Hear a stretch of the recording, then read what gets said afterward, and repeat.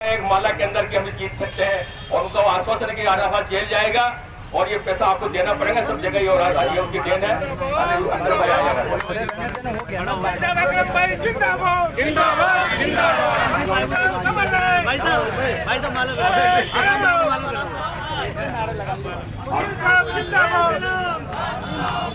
आप सभी लोगों को प्रणाम, नमस्कार। अमरावती जी का बहुत बहुत स्वागत है।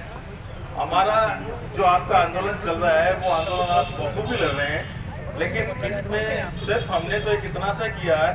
एक्चुअल में ये जो फैक्ट्री दी गई थी अराफात ग्रुप को, वो अराफात ग्रुप ने कोई अमाउंट या कोई राशि सरकार को नहीं दी और न ही कोई जेके को राशि दी है उसने। इस फैक्ट्री का जो प्रतिफल था, यानी जो उसका विक्रय मूल्य था, वो क्या डिसाइड किया गया था? वो ये डिसाइड किया गया था कि जो है वर्कर को उनका पेमेंट किया जाना है और उनको नौकरी दी जानी और उनके बैक वेजेस दिए जाने। इसी संबंध में एक ट्राई पार्टी एग्रीमेंट हुआ और जिसको सरकार ने स्वीकार करके एक चीफ सेक्रेटरी के ऑर्डर से कलेक्टर को आदेशित किया कि वो फैक्ट्री को कंडीशंस के तहत अराफात ग्रुप को दे दे। तो जो लीज डीड 6 लीज डीड इस संबंध में बनी थी, 6 या 7, उन सब में ये शर्तें निहित थी कि आपको सिर्फ और सिर्फ ये फैक्ट्री चलाने के लिए दी हुई है और आपको इसको फैक्ट्री को चलाकर वर्कर को पेमेंट देना है और उनके बैक वेजेस देने।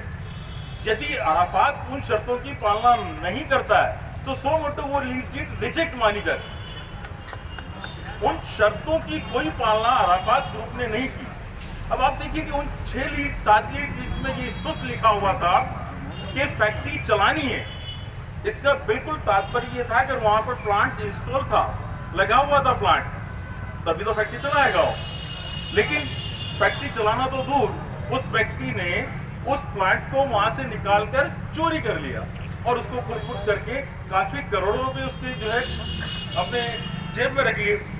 फैक्ट्री में वर्कर को ना तो कोई वेतन दिया, ना उनको कोई नौकरियां दी। इस पर भी उसको तसल्ली नहीं हुई। उसे लगा कि वर्कर कोई भी उसकी लड़ाई को कंटिन्यू नहीं कर पाया, उसका कोई हरा नहीं पाया, तो उसके हौसले और बुलंद हुए। उसने क्या किया, इस फैक्ट्री को कन्वर्ट कराने के लिए रिको में एक आवेदन किया और रिको ने उस आवेदन को स्वीकार करके फैक्ट्री को कन्वर्ट कर दिया। जब इस संबंध में जानकारी प्राप्त हुई और ये पता लगा कि जो फैक्ट्री इसको केवल मात्र अमानत बतौर दी थी चलाने के लिए, जिसका एब्सोल्यूट मतलब निर्भोग स्वामी वो नहीं है, और उसको उसने कन्वर्ट करा के बेचने की फिराक में था। इस पर जब कार्रवाई की गई, कार्रवाई करने पर रिको ने अपनी गलती को रियलाइज करते हुए उस ऑर्डर को कैंसिल किया।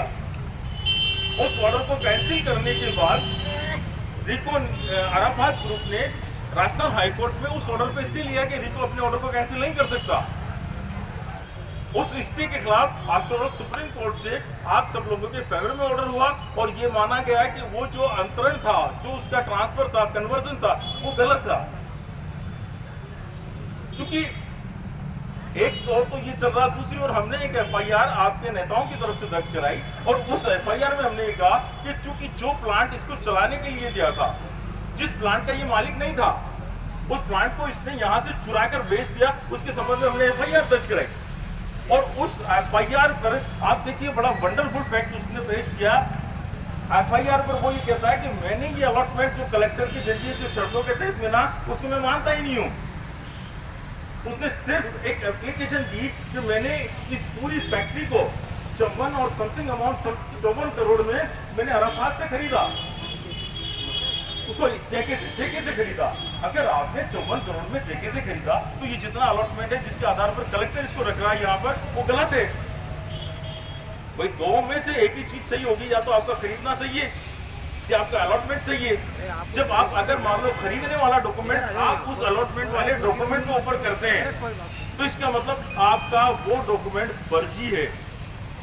और चूंकि असली डॉक्यूमेंट जो ट्राई पार्टी एग्रीमेंट है, जो चीफ सेक्रेटरी का ऑर्डर है, जो कलेक्टर का ऑर्डर है, उसी के तहत सही प्रकार से इसको जो है शर्तों के तहत दी गई थी, उस शर्तों की पालना नहीं की और उसने बचने के लिए ये जो एग्रीमेंट बनाया 54 करोड़ का जेके के साथ के, वो फर्जी एग्रीमेंट है, जिसके संबंध में एक और एफआईआर दर्ज होनी चाहिए इसके खिलाफ।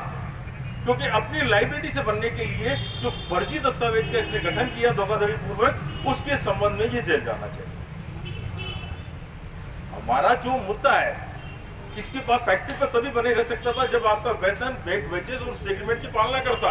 उसकी कोई पालना इसने नहीं की। तो एक सिंपल सी है, माननीय सांसद महोदय के जरिए बहुत स्पष्ट बात है, क्लियर कट है। आपको जिन शर्तों के तहत यहाँ पर बिठाया था उन शर्तों की पालना आपने नहीं की। आप किस वजह से सरकार इस फैक्ट्री को जब्त करे, वर्करों का पेमेंट दे।